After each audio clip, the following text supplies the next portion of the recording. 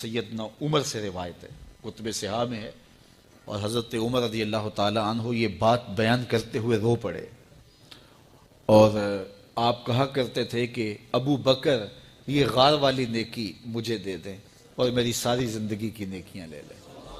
اللہ اکبر۔ تو حضور علیہ الصلوۃ والسلام حضرت ابو بکر صدیق کی آغوش میں ہیں۔ اب ہوا کیا کہ سانپ نے جب ہر راستہ مسدود پایا تو خیر وہ اس راستے پہ پہنچا جہاں انسانی گوشت نظر آیا، تو سانپ نے پھر ڈنگ لگایا۔